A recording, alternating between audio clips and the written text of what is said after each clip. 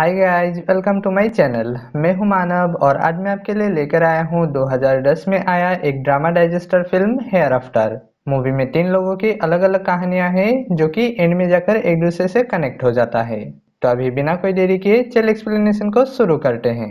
Movie की शुरुआत होती है एक बीच से। मेरी जो कि एक न्यूज एंकर और रिपोर्टर है, वो उसकी लवर और मैनेजर डाइडियर के साथ एक वेकेशन में होती है। आज वेकेशन की आखिरी दिन है, तो जाने से पहले मेरी डाइडियर के बच्चों के लिए गिफ्ट लेने स्टॉल मार्केट चली जाती है। इधर डाइडियर को बाहर शोर सुनाई देता है और जब वो देखता है उसे सागर में सुनामी की बड़ी बड़ी लहरें दिखाई देता है, जो कि कुछ ही सेकंड्स में रिसोर्ट को तबाह कर देता है। इधर मैरी और बाकी लोग देखते हैं कि लहरें सब कुछ तबाह करते हुए आ रहा है। वो उस छोटी बच्ची को लेकर भागने लगती है, पर कुछ ही देर में वो सुनामी के चपेट में आ जाती है और वो बच्ची उससे छूट जाती है। मैरी जैसे तैसे करके एक पेड़ पर अटक जाती है, पर तभी पीछे से एक गाड़ी आकर उससे टकरा जाता है, जिस वजह से मैरी अनकॉन्शियस हो जाती है और पानी में बहने लगती है। तभी कुछ लोगों को वो दिख जाता है और उसे ऊपर उठाकर होश में लाने की कोशिश करने लगते हैं। उसी दौरान मेरी को कुछ विजन्स आते हैं, जिसमें एक छोटी सी लड़की और साथ ही और भी दूसरे लोग एक रोशनी की तरफ जा रहा होता है। फिर अचानक से सब कुछ दूर जाने लगता है और फिर मेरी होश में आ जाती है। सीन यहाँ पर कट हो जाता है और अगले सीन में हम देखते हैं कि एक इंसान को बैठने के लिए कहता है और फिर एक दूसरे इंसान से बात करने चला जाता है। फिर वो दूसरा इंसान उस इंसान के पास जाता है और उसके पूछने पर वो इंसान अपना नाम क्रिस्टोस बताता है। फिर वो इंसान क्रिस्टोस का हाथ पकड़ता है और फिर उसे एक विजन आता है, जिसमें वो एक बूढ़ी औरत को देखता है। तो दरअसल उस इंसान का नाम जॉर्ज लोनेगन है और वो एक साइकिक है, मतलब कि वो किसी के भी अपनों के मरे हुए लोगों की आत्माओं से बात कर सकता है। इसके लिए बस उसे उस इंसान के हाथ को छूना होता है और फिर उस इंसान का कोई भी अपनों की आत्मा जो अगर अभी भी है तो वो जॉर्ज के जरिए उस इंसान के साथ बात कर सकता है। और साथ ही उस दूसरे इंसान का नाम बिली है, जो कि जॉर्ज का भाई है। खैर, उस आत्मा से कनेक्ट होने के बाद जॉर्ज कहता है कि उसका कोई अपना हाल ही में गुजर गया है और वो बहुत बीमार थी। क्रिस्टोस हाँ कहता है। जॉर्ज पूछता है क्या वो औरत उसकी पत्नी थी। क्रिस्टोस कहता है हाँ। जॉर्ज कहता है कि उसकी पत्नी उससे माफी मांग रही है कि उसने उनकी शादी को खराब कर दिया। वो बहुत दुखी है कि क्रिस्टोस को इतने साल तक उसकी बीमारी में देखभाल करना पड़ा, पर अब वो चाहती है कि क्रिस्टोस फिर से अपना घर बसाए, क्योंकि अब वो कोई जवान नहीं हो रहा। इस पर वो दोनों ही हंसता है। जॉर्ज फिर से कहता है कि उसकी पत्नी को कोई जरूरी बात करना है। शायद वो जून के किसी डेट के बारे में बोल रही है। क्या इसका कोई मतलब है? इस बात पर क्रिस्टोस कहता है नहीं। जॉर्ज कहता है पर वो इस जून के बारे में खास जोर दे रही है, पर क्रिस्टोस मना कर देता है कि उसे इसके बारे में कुछ नहीं पता। इस पर जॉर्ज कहता है कि तो फिर मुझसे ही कोई गलती हुआ होगा, क्योंकि काफी वक्त से मैंने ये नहीं किया है। इसके बाद बिली और क्रिस्टोस जाने लगता है। जहाँ जाते वक्त क्रिस्टोस कहता है कि जॉर्ज ने जो कुछ भी कहा वो बिल्कुल सच था, वो इससे अच्छा पैसा कमा सकता है। इस पर बिली उसे बताता है कि कुछ अर्से पहले वो लोग यही काम करता था, पर फिर जॉर्ज ने इसे करना बंद कर दिया। उसके हिसाब से एक लाइफ जो सिर्फ डेथ के बारे में है, वो लाइफ नहीं है। सिर्फ मेरे कहने पर वो एक बार के लिए राजी हुआ, वो ये फिर कभी नहीं करने वाला। गाड़ी में जून के बारे में पूछने पर क्रिस्टोस कहता है कि जून उसकी वाइफ की नर्स थी। उसने 15 साल तक मेरी बीबी को संभाला, जिनमें से 10 साल तक मैं उससे प्यार करने लगा था। ये कहकर वो चला जाता है। जॉर्ज रेडियो लगाकर सोने चला जाता है और सीन यहाँ पर कट हो जाता है। अगले सीन में दो जुड़वा लड़के जेसन और मार्कस फोटो खींचा रहा होता है। जेसन जो टोपी पहनता है वो मार्कस से 12 मिनट बड़ा था। फिर रात को जब दोनों सोने वाले होते हैं, उसी वक्त उनकी माँ जेकी घर आती है। उसे देखकर पता चलता है कि वो एक नशेड़ी औरत है। उसे ऊपर आते देख ये दोनों सोने चला जाता है। अगली सुबह उनके घर दो सोशल वर्कर आ जाता है, जिसे देखकर जेसन माँ को उठाता है और फिर सारा सामान समेटने के बाद जेकी और मार्कस पीछे के रास्ते निकल जाता है। जेसन दरवाजा खोलता है और कहता है कि माँ और मार्कस शॉपिंग करने के लिए गया है। वो दोनों वर्कर्स घर में ही वेट करता है। फिर कुछ देर बाद जेकी आकर ऐसा दिखाती है मानो उसे उनके आने का पता ही नहीं था।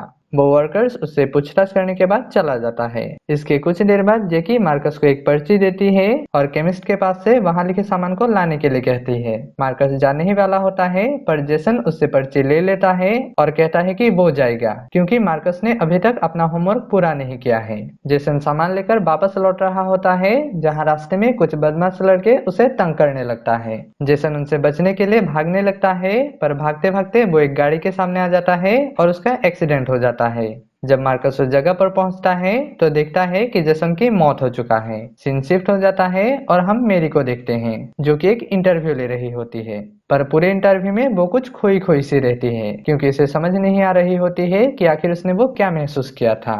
वो डाइडियर को इस बारे में बताता है, पर डाइडियर उसकी बात को टाल देता है और कहता है कि ये उसके सर में चोट लगने की वजह से हुआ होगा। फिर कॉन्फ्रेंस में भी मेरी को खोया हुआ देखकर डाइडियर उसे काम से कुछ दिन के लिए छुट्टी लेने के लिए कहता है और मेरी को जो लिखने का शौक है उसे करने के लिए कहता है। अगले सीन में हम जॉर्ज को देखते हैं, जो कि एक फैक्ट्री में काम कर रहा होता है। वहीं पर उसके एक साथी से उसे पता चलता है कि फैक्ट्री से 30% वर्कर्स को काम कम होने की वजह से निकालने वाले हैं। ये जानने के बाद जॉर्ज तय करता है कि वो कोई दूसरा काम सीखेगा, इसलिए शाम को वो तैयार होकर एक रेस्टोरेंट में जाता है और वहाँ शेफ की ट्रेनिंग लेता है। वहीं पर एक लड़की मेलिनी थोड़ी लेट से आती है, जिसे वहाँ के शेफ जॉर्ज के साथ प्यार करता है।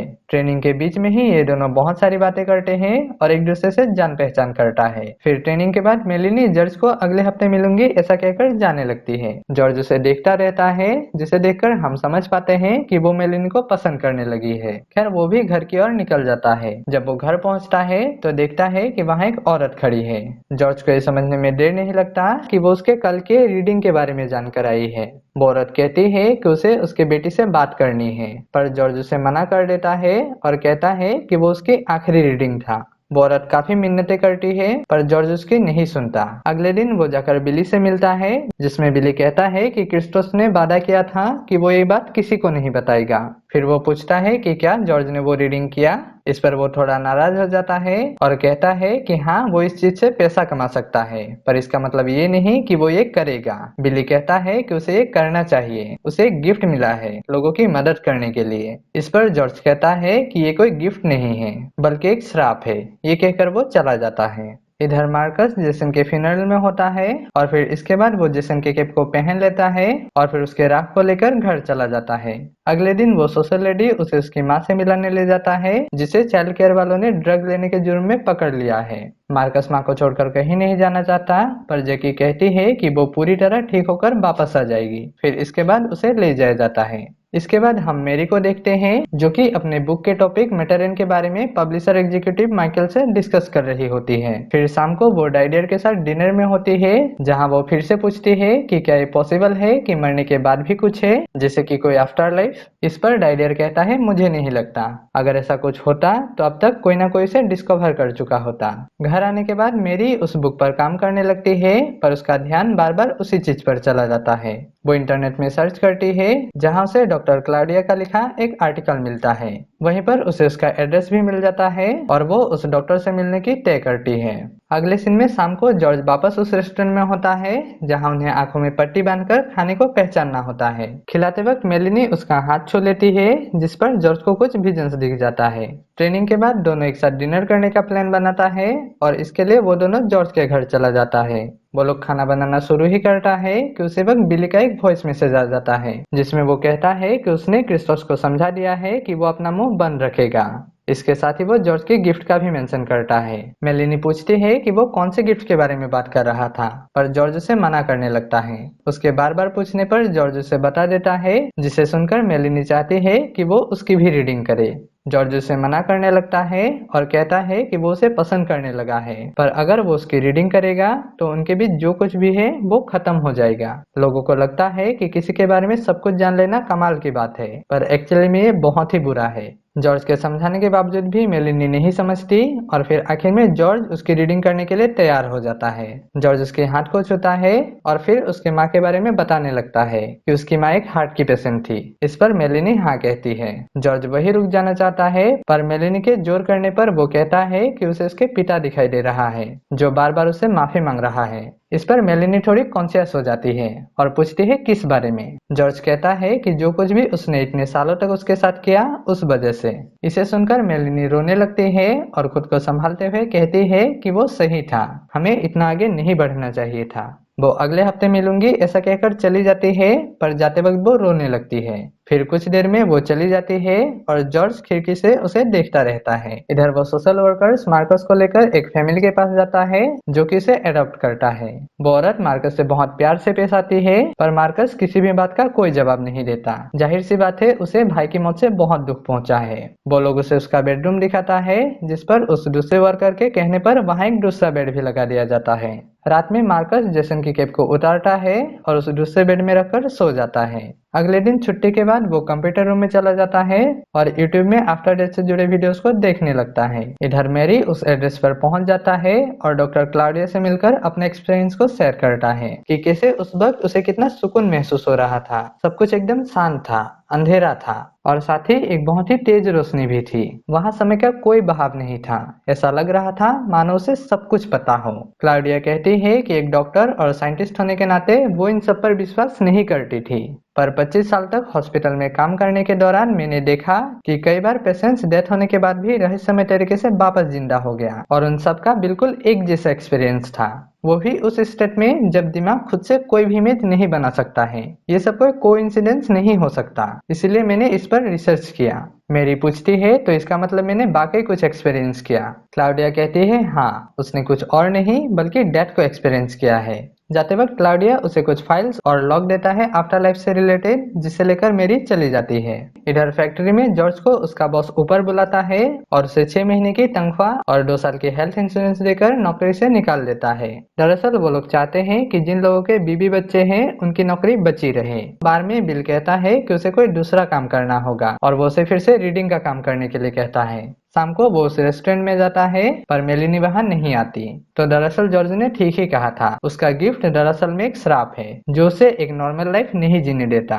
वहीं इधर उस सोशल लेडी को मार्कस के गार्डियन डेनिस का फोन आता है और वो उसे जल्दी से आने के लिए कहता है। उनके वहां पहुंचने पर डेनिस बताता है कि मार्कस 200 पाउंड चुरा कर कहीं चला गया है। इधर हम मार्कस को देखते हैं जो कि एक साइकिक सेंटर में चला जाता है। वहां हॉल में वहां के सीनियर सेंसिटिव एलिन जोई रीडिंग कर रही होती है, जिसमें वो कहती है कि क्या यहाँ पर जे लेटर का किसी के साथ कोई संबंध है। मार्कस अपना हाथ उठाता है और उसे एलन आगे आने के लिए कहती है। एलन पूछती है क्या तुम्हारा कोई करीबी हाल ही में गुजरा है। मार्कस हाँ कहता है। एलन कहती है वो कह रहा है उसका नाम जो या जैक है। मार्कस कहता है जेसन। एलन पूछती है क्या वो तुम्हारे फैमिली का हिस्सा था। मार्कस हाँ कहता है। एलन फिर पूछती है कि क्या वो इंसान तुम्हारा डैड था। इस पर मार्कस को थोड़ा शक होता है। एलन कहती है तुम्हारे डैड कह रहा है कि दुखी मत होना और अपनी मम्मी का ख्याल रखना, और फिर वो उसे बैठने के लिए कहती है। इससे मार्कस को पता चल जाता है कि वो एक ढोंगी है। फिर इसके बाद वो और भी अलग अलग साइकिक के पास जाता है, पर एंड में वो पाता है कि वो सभी के सभी ढोंग कर रहा है। उनमें से किसी को भी रीडिंग नहीं आता, वो लोग बस अपना दुकान चला रहा है। वो रात को वापस घर आ जाता है और उनसे माफी मांगकर ऊपर चला जाता है। वहीं पर देखते देखते उसे एक वेबसाइट मिलता है जो कि जॉर्ज का होता है। वो तय करता है कि वो उनसे मिलने जाएगा। अगले दिन वो जाकर ट्रेन में चढ़ने ही वाला होता है कि एक हवा का झोंका आकर उसके कैप को गिरा देता है। जब तक वो उसे लेकर वापस पहनता है तब तक ट्रेन का दरवाजा बंद हो जाता है। वो ट्रेन चला जाता है मगर कुछ ही देर में उसमें एक भयंकर ब्लास्ट हो जाता है। उस कैप की वजह से मार्कस की जान बच जाता है। इधर मैरी जाकर माइकल से मिलता है, जहाँ माइकल नाराज रहता है कि उसने बिना किसी से पूछे बुक का टॉपिक मैटर इन से बदलकर हेयर आफ्टर कर दिया। मैरी उसे समझाती है कि एक सच्चाई है, ये मेरे साथ हो चुका है और ये सबके साथ होने वाला है। पर माइकल कहता है कि या तो वो मेटरन के ऊपर काम करे या फिर उसे उसका पैसा वापस चाहिए। मेरी नाराज होकर चली जाती है।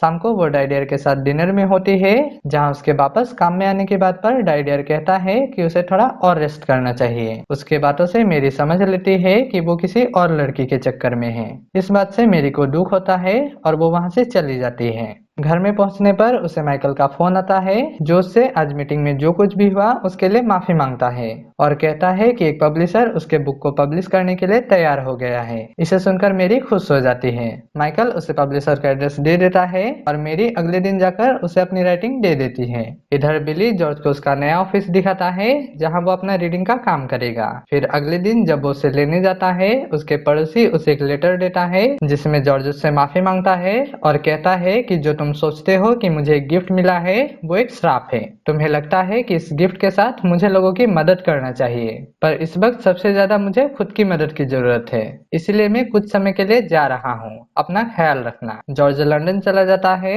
और विजिटर्स के साथ उसके फेवरेट राइटर चार्ल्स डिकेंस के घर को विजिट करता है। वहीं पर वो देखता है कि चार्ल्स डिकेंस 14 मार्च को अलेक्जेंड्रा प्लेस के बुक फेयर को अटेंड करने वाला है, जो कि आज ही है। वो फौरन उस जगह के लिए निकल जाता है। इधर मार्कस को भी ही उसके गार्डियन उस बुक फेयर में ले जाता है, जहाँ जाकर मार्कस उनसे अलग हो जाता है और इधर उधर घूमने लगता है। वहाँ एक जगह पर चार्ल्स डिकेंस बुक का प्रीव्यू दे रहा होता है, जिसे जॉर्ज बहुत ही ध्यान से सुन रहा होता है। फिर घूमते घूमते उसे एक कोने से कुछ बातें सुनाई देता है और जब वो उसके पास जाता है तो वहाँ मेरी अपनी बुक का प्रीव्यू दे रही होती है। पढ़ते पढ़ते वो एक बार जॉर्ज की तरफ देखता है और कुछ पल के लिए रुक जाती है। वो फिर से पढ़ने लगती है पर उसका ध्यान फिर से जॉर्ज की तरफ चला जाता है।